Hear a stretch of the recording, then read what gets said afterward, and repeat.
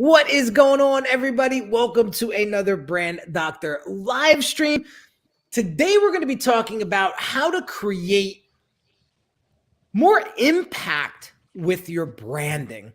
And what would you do if your branding is lacking that impact to connect and make change in the people that you truly want to serve?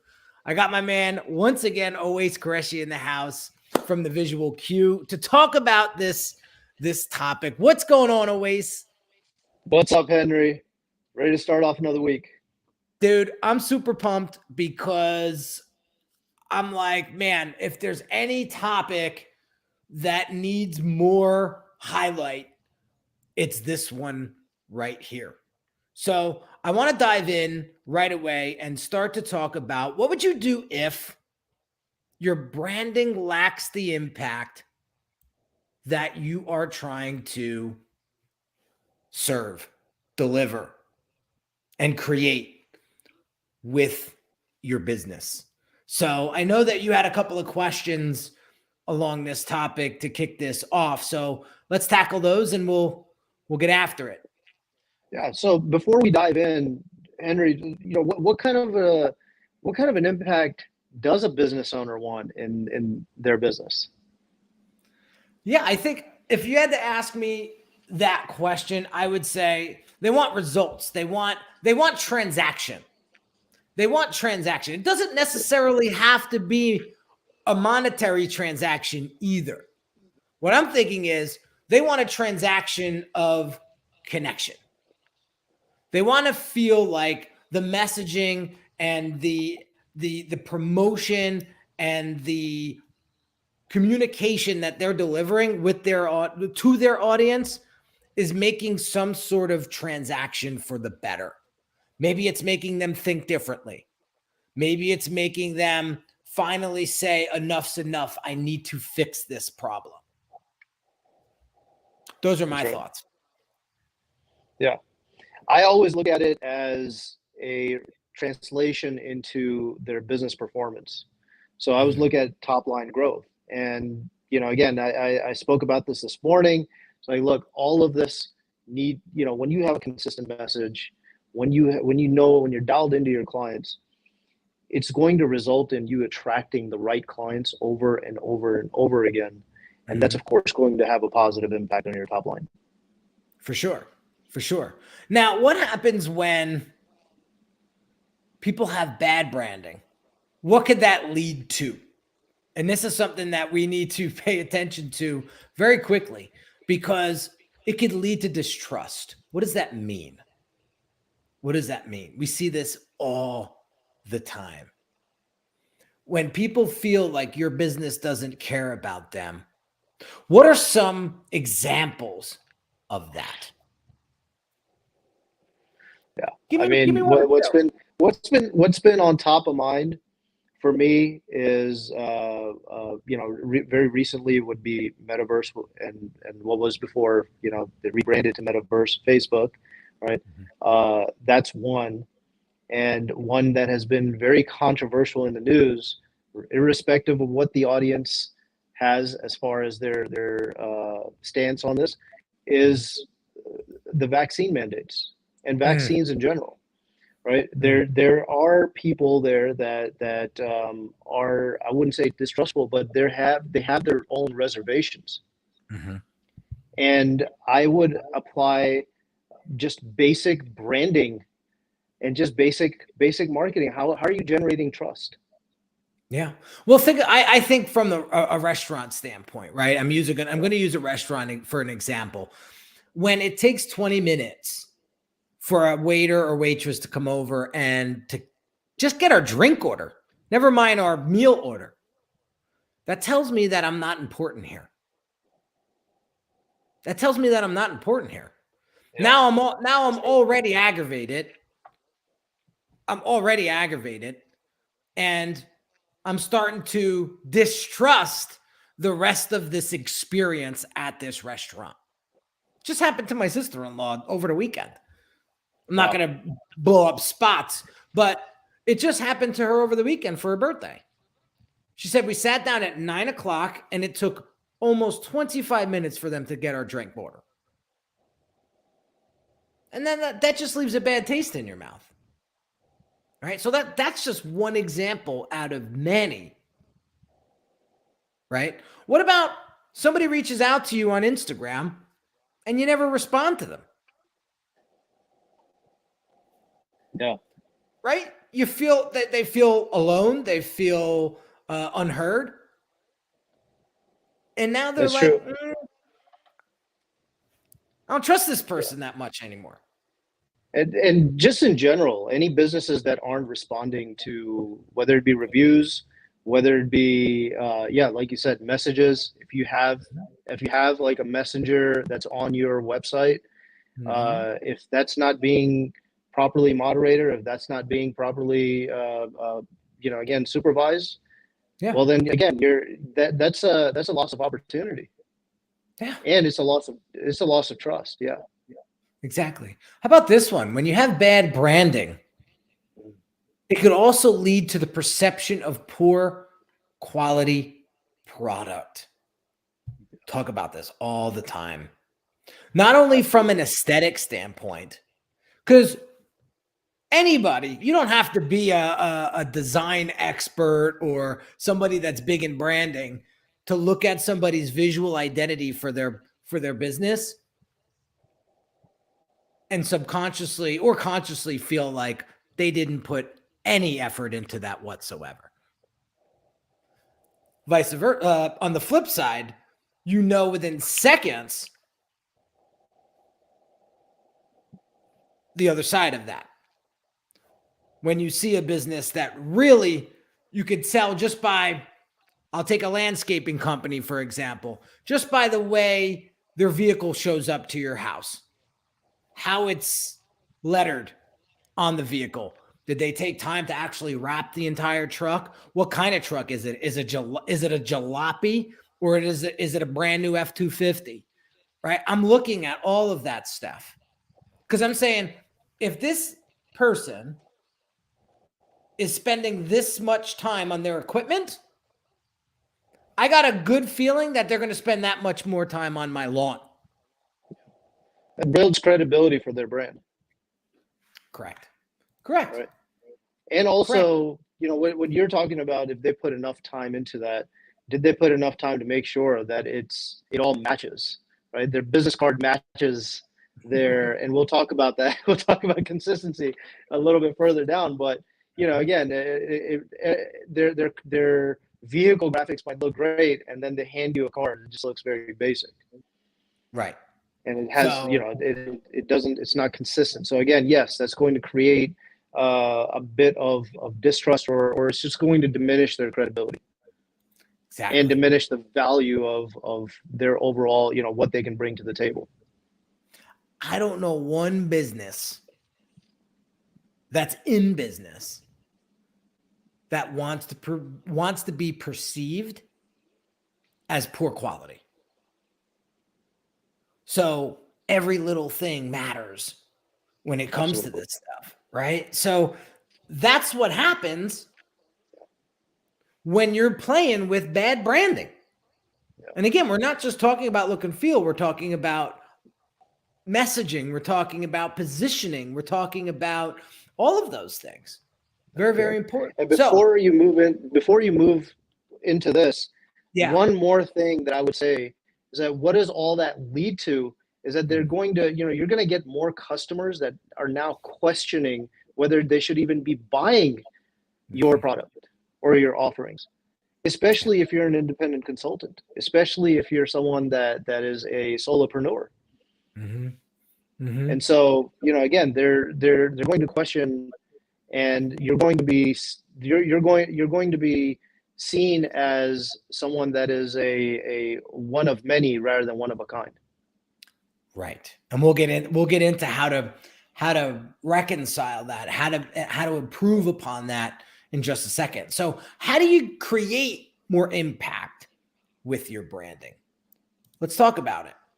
Okay. First things first, guys, we got to understand our audience. We got to understand what their issues are, what their pain points are. We need to digest that and marinate that. We got to start thinking of concepts to help them. And then we got to figure out a way to actually roll that out into the marketplace that's actually going to make sense for them. Absolutely. Absolutely. So, I had some questions for your audience to walk away with when it comes to really defining the profile. And this is just surface level questions, but some deep ones that you should really think about. What factors are driving your buyers? What factors are driving their buying decision? Right. And what do they want to gain? What are their desired outcomes? What are they trying to overcome? What do they fear losing, or what do they want to avoid? Right. And then more importantly, what I've seen typically get overlooked is, how are they a good fit for your offerings? Yeah. How are you qualifying them? Yeah. How are you allowing them to qualify you? I think is very, very important. We just had this conversation this morning with my team on our team call, our weekly team call. I said, we don't want to be fear mongers with our content. What does that mean? We don't want to just put out content all day long that makes people feel inferior, makes people feel, oh my God, the FOMO is in overdrive. Like we don't want that. What we want is a nice balance. We want you to recognize what's at stake, but we also want you to recognize what could be if you put in the effort. And that's the balance that I think everybody's content as a business owner should focus in on, because people are really going to see how you do that. And it's going to empower them. It's going to make a positive impact. And they're going to make a move. They're going to take action.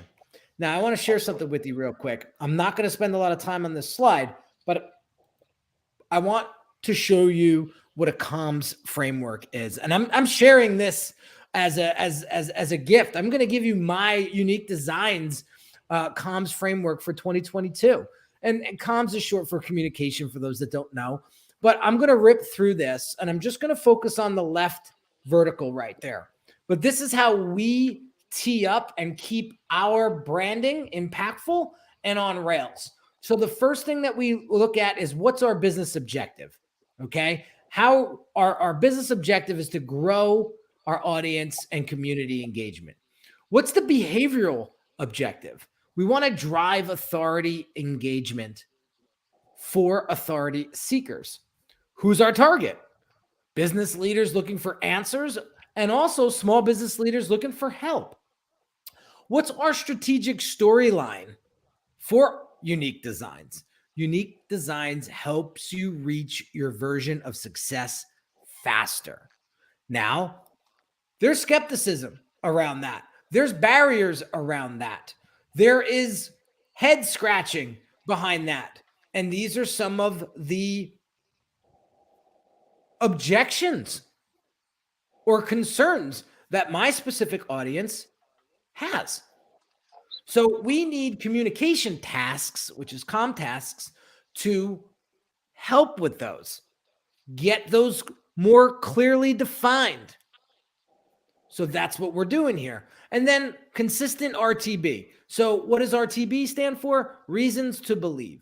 So because we help you find your version of success faster, we have a bunch of accelerator programs. The Influence Accelerator, the Brand Accelerator. So the accelerator isn't a branding or marketing program. It's a launch platform built just for you. That's what we want our audience to understand.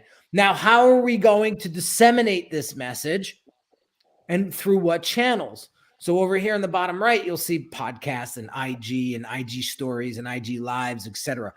Those are the things that we need to pay attention to, and we need to come up with a strategy for that. And that's what my team and I work on behind the scenes, week in and week out, to accomplish our comms framework for the year. So very, very important. My question to you is, do you have a comms framework for your business? Have you taken it that far to think, oh crap, maybe I need to be looking at this in a more strategic fashion? And I think that's when Oasis and I were talking over the weekend, we were thinking, what's our theme for this upcoming week? And it's strategy. It's creating a more impactful brand. So exactly. There you have it. So what else? What else when it comes to creating impact for your brand to connect with your ideal client? When personality aligns with purpose. When personality aligns with purpose. What does that mean? You want to break down the personality part? I'll break down the purpose part. So personality, from my perspective on brand, of course, represents the internal aspects of the company, right? Now, if you're a solopreneur, if you're a small business owner, or even if you have a business that's anywhere from 50 to 250 people, 1,000 plus, always goes back to the same things: your values, your core values, your vision, your mission, what drives you, right? What does that outlook look like in you being able to achieve that? What is your direction? What is your purpose? All of those components not only help customers align, or prospective customers align to your brand, but it also helps you speak to prospective employees that want to come. And I keep saying this over and over again. So you're not just trying to attract new customers, you're trying to attract the people that are going to serve those customers. Because the more that they are aligned to all of these components, the better they'll be able to continue to serve those customers, and it's going to be a revolution. They're going to continue to revolve back into your business. See, and all of what you just said is spot on. When I think of personality and brand personality, that's the ace in your back pocket. That's the ace in your back pocket. That's the one thing that can't be duplicated. And if it ever gets duplicated, you know right away which one's the fake, which one's the dummy. See, Oasis and I do very similar things in our business, and we could go after this same exact project and it come out two very completely different ways, because my personality is different than Oasis' personality. And that is a beautiful thing. I think of a local cafe in town, right, where it's equivalent to Starbucks pricing. Maybe it's a little bit more expensive. And then right down the street's Dunkin' Donuts. Why do people go to Dunkin'? Why do people go to this super expensive cafe? There's two different personalities there, right? And those personalities are going to align with similar personalities. There's nothing wrong with Dunks. I go to Dunks on occasion, but it's not my first choice. It's not my first choice. The local cafe is my choice. Why? Because I have a personality type similar to the owner. I happen to like their coffee better. It is a higher quality coffee. They have a filtration system that Dunkin' Donuts does not with their water, which makes the coffee taste better.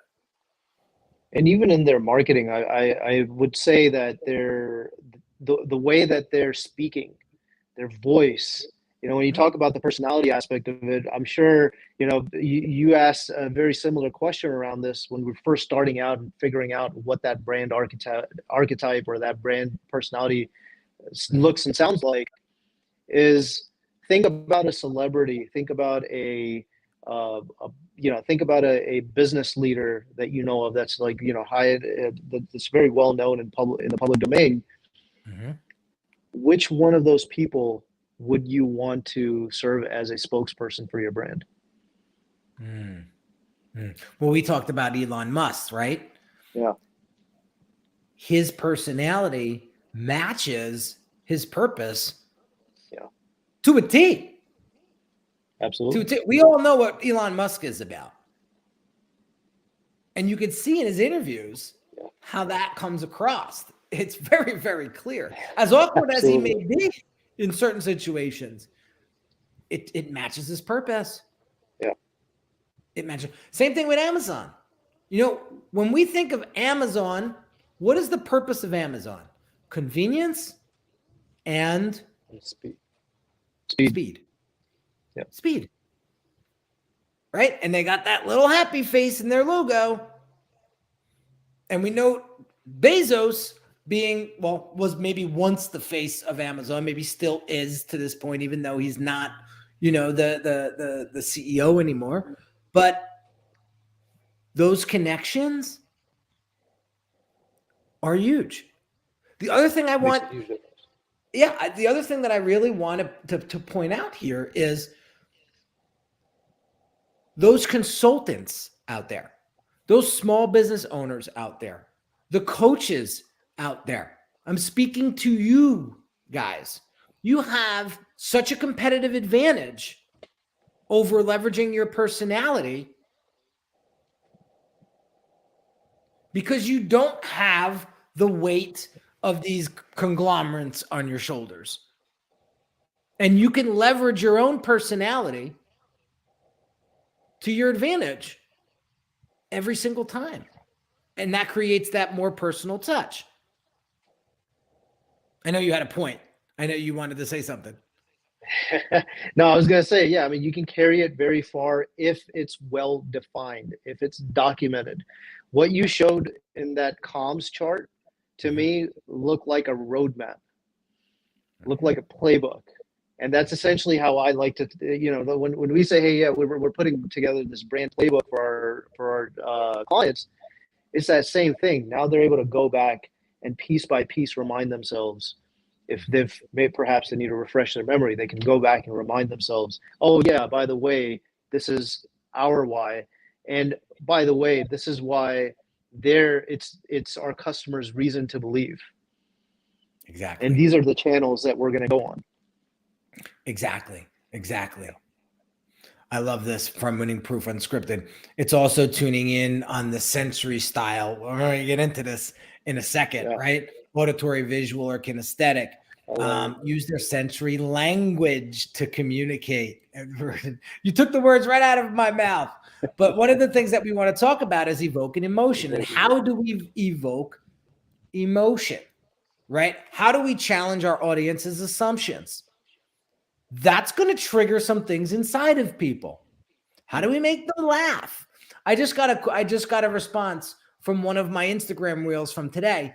And this woman said, I love when you put these funny reels together and state something serious about branding, because it makes me laugh, but it also makes me think. Yeah. And it's that concept of edutaining, right? You're educating and entertaining at the same time, right? That's what we want to do here, but we have to evoke emotion somehow, some way. And one of those ways is through language. And what kind of language is your audience using? And how can you play that up? Very, very important. Absolutely. Yeah, you got to speak from their perspective. I think that's what it all comes down to is, there's one way that you might be speaking, but it's not being received well. I've struggled with this in the past, and as a matter of fact, I've gotten myself into some trouble as a result because some of my posts wouldn't necessarily connect in the way that they were intended. Mm-hmm. Or some of my communication wasn't received in the way that it was intended. It may have been intended with good, and well wishes, but when it's received on the other side, it's received as if it's something completely different. So, know your audience. Mm-hmm. Mm-hmm. It will serve you well to constantly keep a pulse on your audience, see what they're saying, see how they're feeling, and how you can speak to that on a routine basis. Correct. And last but not least, guys, it's having that consistent brand message. And I'm not only talking frequency, guys, like showing up every Monday and Wednesday at 2 p.m. Eastern like we do. I'm talking about consistency in stance. What do I mean? What do you stand for? Is that consistent? What if you watched Gary Vaynerchuk in every other video say, you need to get out there and hustle. And then the next video says, you shouldn't, if you don't feel like doing it, you should be sitting back and relaxing, and you should only do it when you feel like it. You'd be like, is this guy schizophrenic? Right? Imagine your messaging being interpreted that way. Do you want a bipolar brand personality? It's a great question. It's a great question. So, yeah, consistency in your message, consistency in your language, in your tone of voice, even at a visual level, right? We talked about this earlier. You know, you have your website, your social media presence, your vehicle graphics, your signage, your office space, even. So I think you and I were talking about just the overall visual components in our on this podcast, how we show up, your wardrobe, everything matters. Everything. Yeah. You know, everything matters, because people are saying to myself, is this going to improve my situation? Is this business serious? And are they going to have my best interests in mind once I pull out my credit card and make the decision to buy? Absolutely. That's the bottom line. So if your branding from all these different levels that we spoke about today can tick off those boxes, over time, you're going to win, right? Especially if you sell something very expensive. It's very rare that somebody comes past your social media presence and within 2 weeks is ready to drop 30 to 40 grand. It's very unlikely. So what's your sales process? What's your sales cycle look like? For me, it's like 3 months. It's like 3 months until somebody is like, all right, I'm ready to drop this investment with Henry. I know that. So I know every little piece of content that I put out is literally another stepping stone to help that person get to where they want to go. The minute I stop dropping those stones, my sales cycle gets even longer. Disappears. So that's why it's so important to layer these steps in the way that we talked about today to help you create more of an impact. And if you follow what we're talking about here consistently, you're going to make strides over time. Again, I wish I had a blue pill to give you, and all of a sudden, you know, you're cranking in $100,000 months. It doesn't happen. It doesn't happen. Requires tremendous amount of effort. Exactly. So there you have it, guys. That's how you create more impact with your branding. That's going to get you the right customers eventually. Okay. That's the ticket. So make sure that you subscribe to this channel if you're watching this on YouTube. And make sure that you tune in every Monday, Wednesday, 2 p.m. Eastern. I don't care where you are, whether it's Facebook or Twitter or LinkedIn. We show up consistently and share with you these little nuggets to help you get a stronger and more profitable brand so that you can go out and create the impact that you're looking for. That's our promise to you. So have an amazing day, everybody. And we will catch you on the next one soon. Take care.